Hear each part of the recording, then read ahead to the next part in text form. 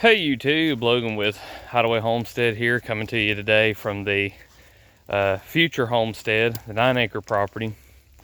And been out here just walking around in the woods, measuring trees, looking specifically at sweet gum. Now, I've never done a video on sweet gum, and it used to be a tree that I really didn't care for, and didn't see really any use for it. I think in the lumber industry they use it for railroad ties. But it was last year me and a couple of friends of mine did a mushroom inoculation workshop. And sweet gum is actually one of the logs that you can use to inoculate mushrooms. I made a video of a flush of shiitakes. I might have made one of the oysters as well, I can't remember, but they were all done on sweet gum logs and they produced really well. So I was out here. This is the picture that's going in the thumbnail. This is a lumpy something. I'd have to look it up again. This is a species, it's a polypore mushroom, and it was growing on some sweet gum. I wonder if I can get it to focus on the pores there. Maybe if I move my head out of the way. Sorta. You can kind of see the pores. But anyway, I was out here looking at some of the mushrooms that are coming up. Got some, if I can get it to focus in here, got some wood ear growing on that dead limb. This is actually one of the trees that I was looking at to take down for mushroom inoculation. You've got to have freshly cut wood, that was alive, just because anything that you've got dead will already have, the spores of other fungi and possibly already mycelium inside of it, and be growing just like this mushroom here. This mushroom's not toxic from what I read, but it is inedible just because it's so tough. But it is really pretty.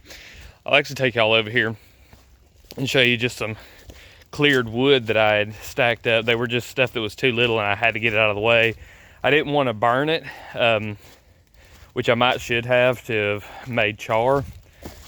But I was thinking like, well, maybe I'll do something with them. But then of course, maybe turned into never. And then they started growing these. Let me show you this really big one here. Let me flip the camera around. There we are.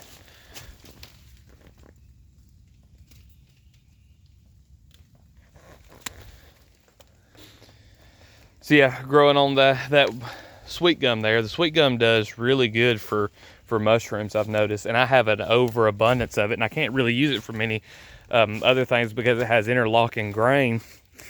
It's not very good for timber. So, running it on the sawmill would just be really for stuff like that. Doesn't really matter if boards twist. I might do it for animal shelters or something. But anyway, coming out here, been measuring the trees, getting ready for our next workshop that we're gonna do. And gonna do shiitakes again. And yeah, just out here and thought I'd make a video. I haven't really been able to make a video here in the last couple of days. The excuse of being too busy is not really an excuse, because you can always take like 5 minutes to do anything.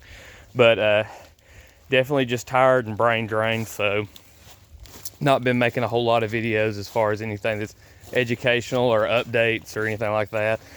I do have updates coming Monday, and do have a lot of stuff that's going to be on the channel real soon, like a lot of content that's new stuff, because I know a lot of y'all appreciate the updates you've watched, and I always appreciate everybody leaving comments and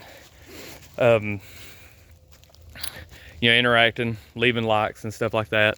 So I will continue to do update videos, but I'm really looking forward to having some new stuff to show to y'all. So anyway, out here measuring, thought I'd explain a little bit about how we do the inoculation. I'll definitely have some videos when we do a lot of our inoculation for selling logs and for our own production.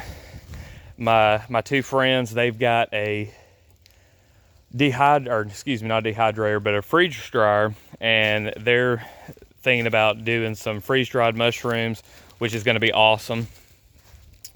I hope they sell, 5 million pounds, because I want to continue to make logs and us turn it into a business. But let's see here. Let me find some of the trees I was looking at here. So just to show y'all kind of what I'm looking for when I'm processing the logs, you want anything from around 4 to 6 inches. And so, like, for example, with this tree, flip the camera around, get my tape measure out here. Oh, I've got the light on. So this one right here in diameter is nearly about 8 inches at about waist height.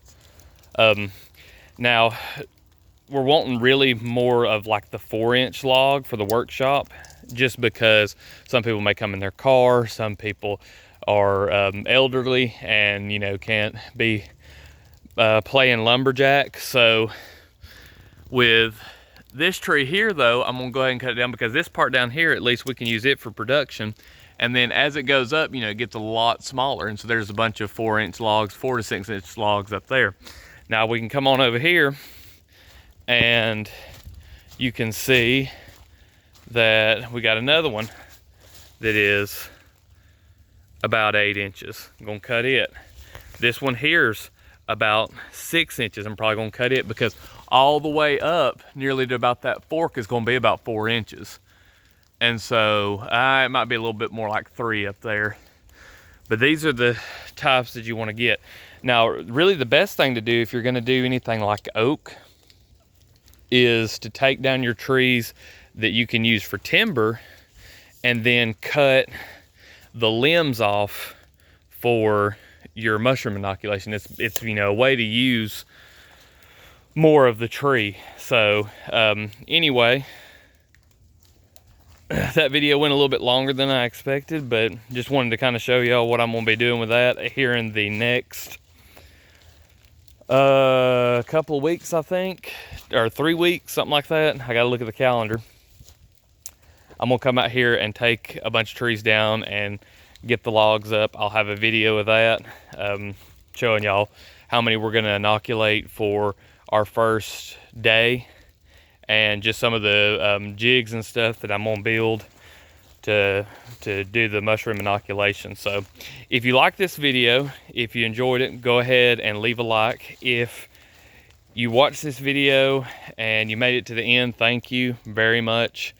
And if you've got any suggestions for future videos, I'm gonna start asking at the first of the video too, for suggestions. I've noticed that those videos that I have on my channel that people asked for, they get a lot more views. A lot more people appreciate them. So if there's anything that you would specifically like to see, something that I haven't shown in a while, go ahead and drop that down in the comments, and I'm guaranteed to make a video on it. My channel is extremely small and not very many subscribers, but I will definitely make that video as long as within my power and reason to do it. So I appreciate all y'all watching.